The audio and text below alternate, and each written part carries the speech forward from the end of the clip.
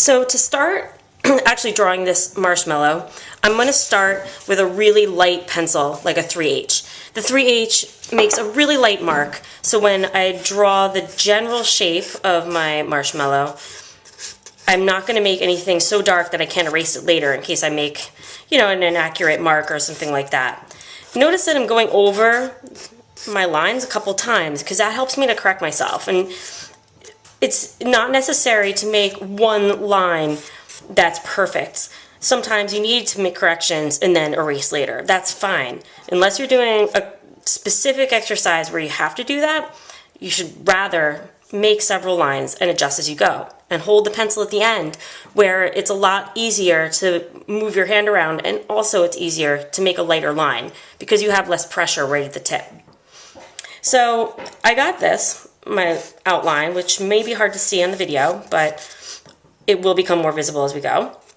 And I'm going to also draw the outline of my cast shadow. And then I'm going to start just lightly drawing in some of the shapes that I see that are shaded. I'm not going to heavily outline them or anything. I'm just going to make hatched areas that are clearly different values than each other. This dark area kind of swings up. Now it's important when you're drawing to try to look at the relationships between the different parts of the object. Try not to worry about whether it's wrong or right. Worry more whether or not it is in the right place, or it's the right angle, it's the right darkness or lightness. I see that it's a little darker up here, a little lighter here than it is there. I have a little dark shadow over here, and my cast shadow is overall pretty dark. So there's my first step. All I did was get my general values in with a really light pencil, didn't make any really heavy lines. And now I'm ready to refine my drawing. When drawing, it's good not to expect detailed perfection in the first couple minutes. Even if it's just much better to wait and to build the drawing slowly.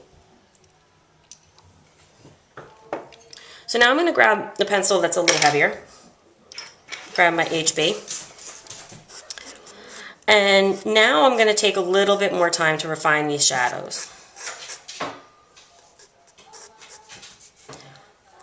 The texture of this marshmallow, it's getting a little dried out, so it has some lines on it. It's not completely smooth, so when I shade it, I don't need to make it super smooth. I like to start out with a hatched line just to get, or hatched area, excuse me, just to get the general tone in, and then I'll smooth it out later if I need to, but right now I'm just going to get that tone in there. I'm working right now on what would be called the shadow core. It has sort of an L shape.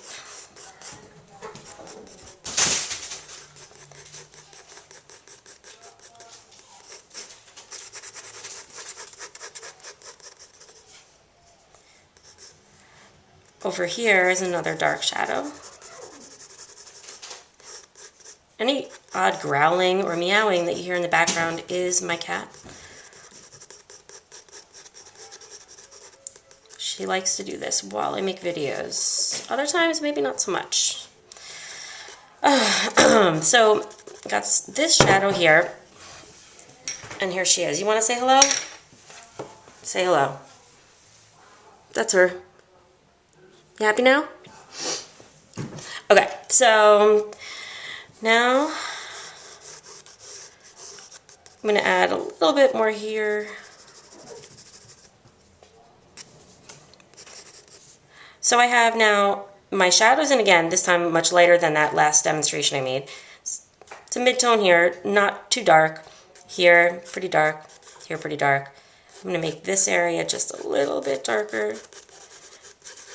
So now I pretty much mapped out my general shadow shapes. This is going to get much darker.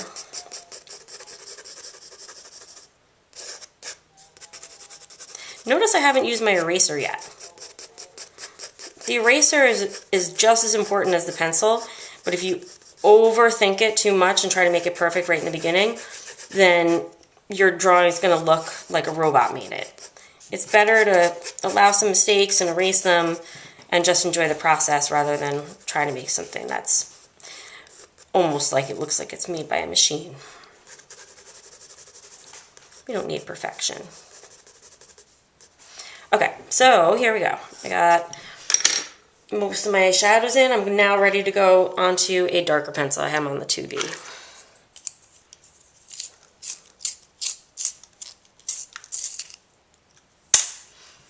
Now I'm going to start to take time.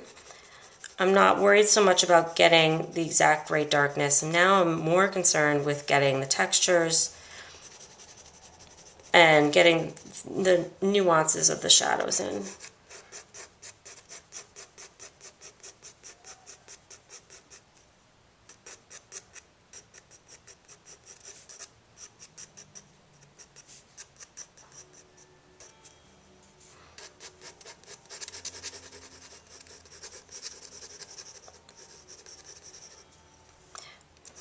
I'm making a few little lines over here because I see a little bit of texture on this, and they almost look like lines that are going down along the body of the marshmallow.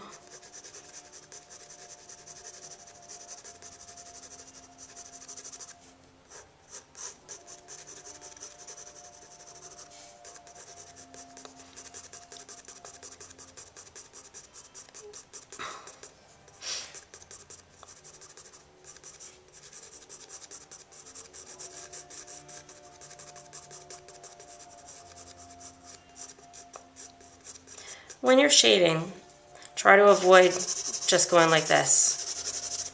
It's going to make a mess. Carefully put lights and darks where you need them. Keep looking over at the object that you're working with and compare what that looks like to what you're drawing, and really pay attention to where you see little darks and lights. Don't rush. Make sure you're really looking at your object. Be one with the marshmallow. I say that sarcastically, but also somewhat truthfully. So now I'm using the eraser. I'm going to take out some of the areas that I think got too dark or maybe need a little texture.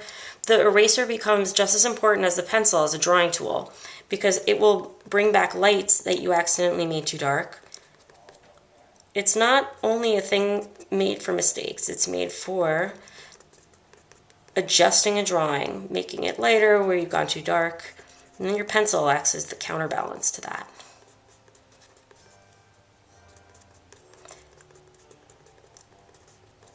Eraser also smooths out the drawing a little bit and makes it you don't really see the pencil line so much anymore. So it's good if you have an object that really requires some attention to texture.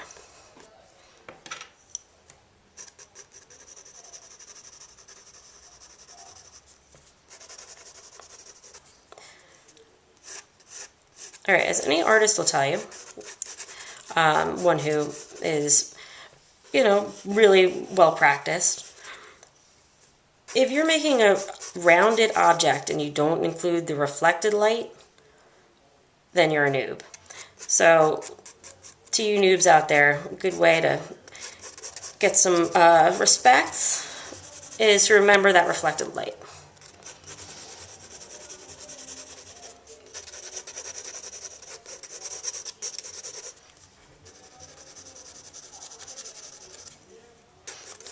I'm working a little quicker here, and I'm only doing that because I'm not quite as dark as I'm gonna get, so I can fix any unevenness